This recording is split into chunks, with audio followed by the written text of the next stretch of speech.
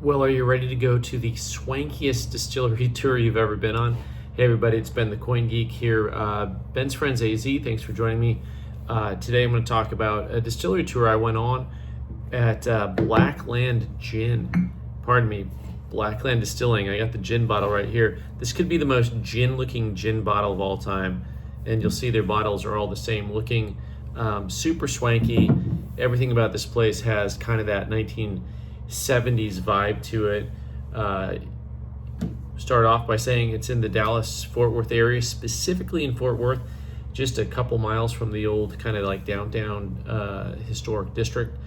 And it's a nice little place. It's just kind of right in town, small, quaint, if you will. You walk in, a nice little patio area, and you go into the bar, which is not large at all. And then you go back into the distilling room. The way they have it set up there, you've got you can get a drink with your tour, and they actually will pour you a drink. They had a table set up for us for our flights, and then they can pour you a drink. You can walk around during the tour with your drink, and then you have the flight when you come back. And so we all just went ahead and tried an old fashioned, which, by the way, for my money was a pretty darn good old fashioned. I've had a lot of old fashions that just don't taste great. They're just average. This I'd put above average, maybe a 6, 7, something like that, out of 10. But definitely a nice drink. So this is an interesting place. It was founded by a retiring lawyer. Sorry if I got that wrong. He's a Fort Worth native. 7 years in the making here. This is videos 2026, so they started in 2019. Yes, that's right. They started right before COVID, so they quickly pivoted to making, I guess, hand sanitizer for a year and a half or whatever. Man, what a tough time. Could you imagine putting together your own business, and then it's 2019 and you hit 2020 and it's just like, yeah, that's pretty brutal. So the Blackland, the label of this company, the name of this company is Blackland. The Blackland is a region of Texas.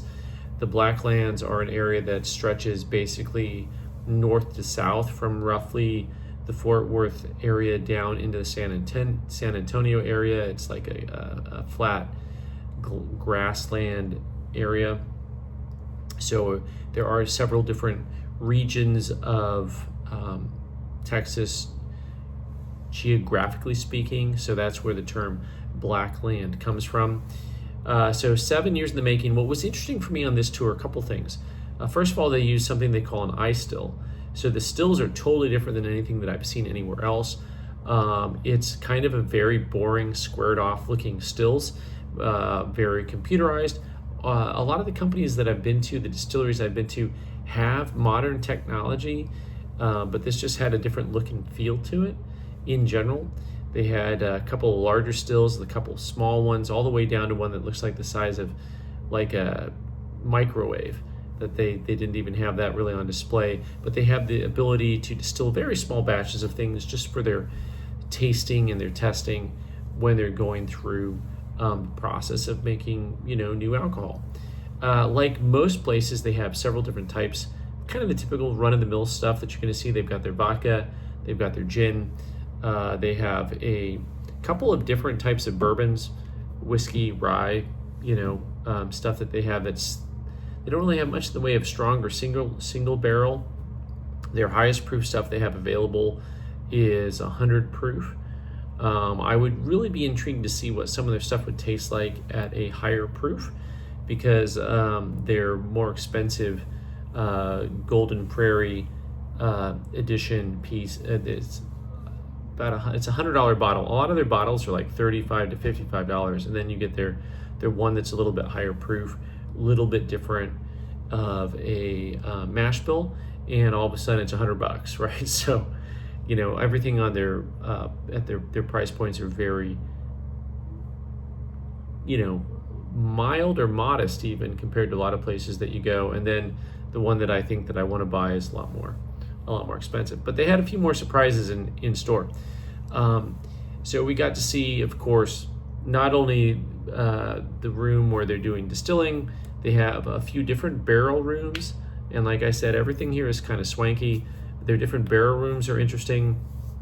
We got to see how they repurposed a giant milk tub that has an agitator in it where they blend I think it had 2,400 pounds of whiskey in it that they were blending. They had another big industrial piece that we got to open up and smell that had rum that was rumming around in there. They make a seasonal eggnog, which I guess is like, even though this is being filmed in May, they already had someone calling asking when their eggnog will be available. I mean, it's good that they've got quite the little local following. Speaking of local following, they said that they were in 18 states, but on their way to 38 states. So definitely picking up some steam with some of their products. And the real small distilling machinery that they had there, they make all of their own bitters in-house, which is good. It explains, I think, a little bit the old-fashioned and how I thought it had a lot more punch to it, a lot more flavor from the different bitters that were put into it. This is what they're probably best known for. So if you don't like real whiskey, if you want something flavored, this Texas Pecan brown sugar bourbon, which is going to be their bourbon that's blended with pecan and sugar. That thing is like, it's like super sweet. You could just add it to, like milk and make a drink from it. It's like super smooth, super sugary, super syrupy. I mean, it's a fantastic bottle for what it is. If you only want like the real stuff, the straight stuff, I get it. I'm kind of like you. I'm leaning more and more away from stuff like this, but it's a good product. And I'll have to admit, like when I see like a good coffee liqueur or something, I'll pick it up, right? So why not buy this? Well, this I actually bought for a friend. My nephew, on the other hand, really liked the gin. I'm not a gin guy. I don't like gin. I will say that Flight had vodka, gin, bourbon, and rye. It had their lower proof bourbon and rye in it. And I will say that their gin, for a gin based on my tastes, was like very quality. I could definitely tell, definitely quality. The vodka wasn't really for me. I mean, I've had, I went to Minden Mill and their vodka, their Highland, I can't think of the name of their vodka. We'll get a picture up here and I'll get corrected. But their vodka is actually drinkable. It has almost a vanilla flavor to it. It's 100% rye. The vodka here by Blackland, it's vodka.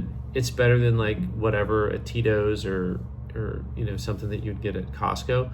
But it's not the type of thing that I would want to sip on. So we tried a couple other things. And then their big surprise for me on the tour was this Texas Straight. They call this the Prairie Ember. It's Triticale whiskey. That's that word here. I didn't make that up. I know it sounds like when you drive through Texas and all of a sudden you're in Texarkana and you've got all these places that are with names and you're not sure how they're pronunciated. I'm also not sure how this is pronunciated, but this is a fascinating whiskey. It is actually its own grain, which is apparently neither a rye nor a wheat. It's in between. The flavor on this is very much like rye, but almost has like a buttery popcorn kind of flavor finish to it. So fascinating. I had to buy a bottle for myself because I just thought this is different. And apparently there are a few other companies that have Triticale in their arsenal, but this is the first time that I had seen it and tried it. So I'm like, okay, you guys got me. I mean, you got me on the Texas Pecan brown sugar because this is going to be a gift, but the Triticale, I had to buy it, right? So the other thing that Blackland has that's very unique, which I may knock on their door again, they've got their tours and their tastings, and you can buy, you can get it with or without the extra whatever, overpriced Glencairn, the extra overpriced Glencairn cup for $25 or whatever they are when they could be 10 or 15. it's a touring thing. You go, you do, you remember, they've got their bags and they've got all kinds of stuff. But the thing that they do that I'm fascinated with, and I may have to go back by around and try, is they actually have a program where you go in. It's a couple hours long. You're in there with their head distiller, and they go through different types of mash bills. They work with you on flavor, your personal flavor palette, and they try to get to a flavor of something that you would like. Then they distill your own personal mash bill, and they then bottle it. Barrel it for 3 years, up to 3 years, maybe just 2 years, because they have 5-gallon and 10-gallon barrels that they use. So they had 10-gallon barrels, but they were losing a little bit too much. So they started using 2 5-gallon barrels, which apparently they lose less in, and they actually, because it's such a small barrel, it ages quicker, so to speak. I don't know if you're familiar with that, but the amount of actual liquid alcohol that's touching actual wood, the ratio is different so that you can get more, I guess it just ages a little bit quicker. So this program currently is $3,000, and I don't know if they guarantee the number of bottles that you get, but they say that you get approximately 25 bottles, which, at $100 a bottle is $2,500. Think about it like if you're thinking about a more expensive bottle. So this is closer to probably $125. But the point about it is, it's like, I don't know who else really does this. They will make a label. They have custom labels that they've made for different people. And it was just kind of fascinating and super, super intriguing, and totally something that I want to do. I'm not gonna lie. So I thought that was really an interesting little twist on things. I think they can also make you your own gin. And that's a different process, because I think for both gin and vodka, it's something that you make. It's almost like you make and take. I don't know if it's immediate or it's a couple weeks, but it's like, you make it really quickly versus waiting 2 to 3 years for your barrel aged bourbon to barrel age. So this was a fascinating little tour. It's a small company. Everything is, like I said, super swanky. It's nicely done, and we had a great time. Our tour guide, Sophie, was super nice. She knew what she was talking about. She was engaging. There's a small group of us. It was just 5 of us this time. And she answered our questions very well. We didn't really stump her. I think the only thing that was we stumped her was on whether or not, when you make your own whiskey there, who owns the intellectual property for the whiskey. That's fascinating. So that was the only thing that she wasn't quite sure on, but she handled all of our questions like a champ. We got to see several different things that I didn't get to see on too many other tours, including a completely different type of still, which was pretty cool. The Scandinavian still. I don't remember if it was Norwegian. Can't remember what country she said it was out of. But I thought that was pretty fun. So all around, if you're in the Fort Worth area and you've got some time to spend, the tour itself is maybe 45 minutes or so. But we ended up spending a couple hours there, because afterwards we had some more cocktails, and we had some some cheese crackers kind of stuff. All right, guys, so thanks so much for being here today. Let me know if you have been to Blackland Distilling, and leave your comments and thoughts below. All right, I'll catch you next time. Thanks.